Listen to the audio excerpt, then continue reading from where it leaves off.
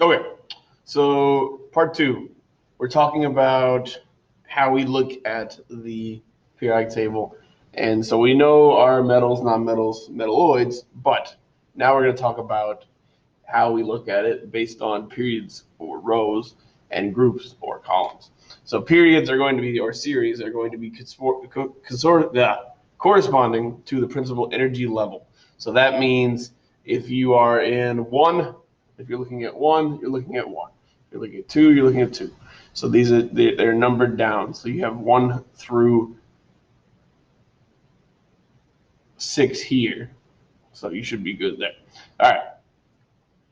So your groups are going to be your columns or families. They have similar valence configurations and chemical properties. So when we name them, we determine them by the number of electrons in their final energy level. So that's what they are determined by. So valence meaning outermost electrons.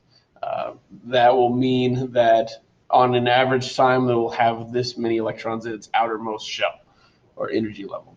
So our group names are going to be alkali metals, alkali earth metals. Transition metals vary between what their valence electrons are. They're not as easy to remember.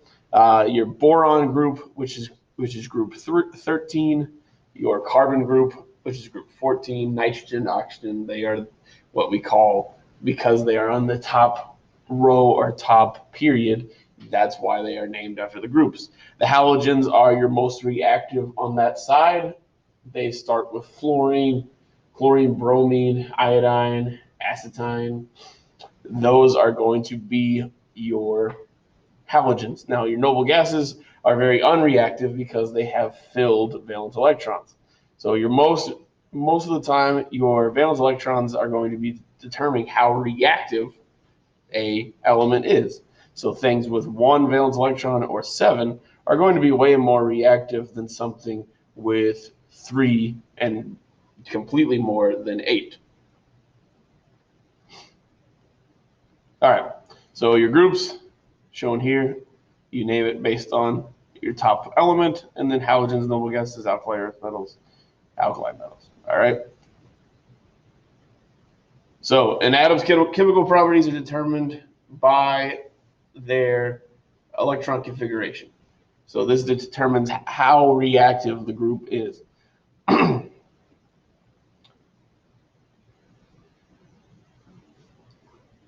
So a representative element, this is group A elements. They have S and P portal fillings. So think of S and P. So you'll have S, P, D, F is how it will go. S, P, D, and then F is your bottom one, so don't worry about it. All right, transition elements, this is group B elements. They have electrons filling their D orbital, so this is group B. So S, N, P, D, and then this will have, so this is all S, this is all P, this is all D. And then F is your bottom one, so your intertransitional elements. These are below, they will have an F orbital. So if you look at the periodic table at school, I show you the SDPF. It shows you which one they are. So that is a good thing to have on your periodic table. So our blocks, we're looking at our different blocks that we have. So our periodic blocks are S in the first two columns, P in your last 6, D, which has 8, 1, 2, 3, 4, 5, 6, 7, 8, 9, 10. So D10. And then F has 1, 2, 3, 4, 5, 6, 7, 8, 9, 10, 11, 12, 13. So it'll be 12. The atomic radius. This is half the distance between two atoms of the same element bonded together. So the larger the valence electron shell, so the further down you get, the larger the atomic radius. Ionization energy, the energy required to remove an electron. So if you are looking at the S portal, it is much easier to remove those than it is in the D or the F or the P. So the first electron to lose is way easier than the second one. So the second, once you remove the second or the third, it takes a lot more energy. So you can tell the ionization energy is going to be the smallest on the left side of the periodic table and the largest on the right side. Electronegativity, this is the ability to attract other electrons, and this goes in a different way. So if we look at our periodic table, electronegativity, the smallest electronegativity is here, and it goes up to fluorine, because fluorine is the most reactive substance that we have. So within families, your radius will increase, and so will the density. Your ionization energy will decrease. So as you go down, the ionization energy decreases as well as electronegativity. So within the periods, this would be your rows, the ionization energy moves and increases across. Your electronegativity also increases across, but remember, we're talking about low here, but high here. And your density increases. But as you go across, the radius decreases, and the metallic properties will decrease as well, because we go from metals to metalloids to nothing. So think of metallic being ruined as we go across. All right. Reactivity. Let's pause.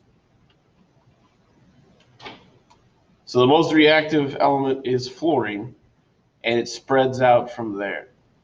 So more reactive over here, less reactive in your middle. And then the least reactive, of course, is your noble gases, like I said. So most reactive, and then it decreases as we get to the middle, and then increases, and then decreases completely again. Future reference, ions are an atom with a positive or negative charge, so that means they are either losing or gaining an electron. So this is what we talk about with our electron configuration and our valence electrons. Let's see. I'm gonna hold on real quick. Pause it. And then okay, fixed. So yes, so it is whether or not you are likely to lose or gain an electron. So for instance, we said the ionization energy on your first group, the alkali metals, they lose an electron much easier because they only have one, and something like a fluorine atom will gain it much easier because they only need one to fill their surface. So once we get into electron configuration, we'll go over this much more. So basically, ions transfer electrons between atoms, and that's what you need to know about that. All right. So ions with a positive charge are called cations because I positively hate cats, and an ion with a negative charge is called an anion. So an is negative, and cat is positive because I positively hate cats. All right, and there's your examples. So for instance, a fluorine gains an extra electron, your beryllium loses 2. That's your normal ionization energy. So anions are always going to be larger, cations are going to be smaller because the valence electron's now gone, so now their valence electrons are much closer to the nucleus, and now they've gained more valence electrons, so that makes them farther away. So here is basically how everything's summed up. So non-metallic character increases as you go across and up the periodic table. Metallic character increases as you go down to the left.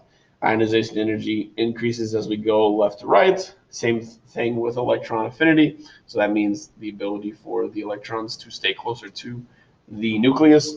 The atomic radius will increase as you go down a group because they're going to be larger and larger, gaining more electrons with each level they go.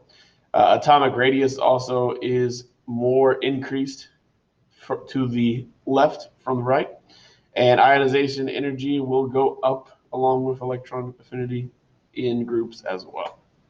All right. That is why fluorine is the most reactive substance, and that will be something that you need to remember. And that's it. I wish I had the tune for you. I may find it and put it on there. All right. Good luck. I told you I would keep this under 15 minutes, so there you go. It's at 10. So, you're welcome.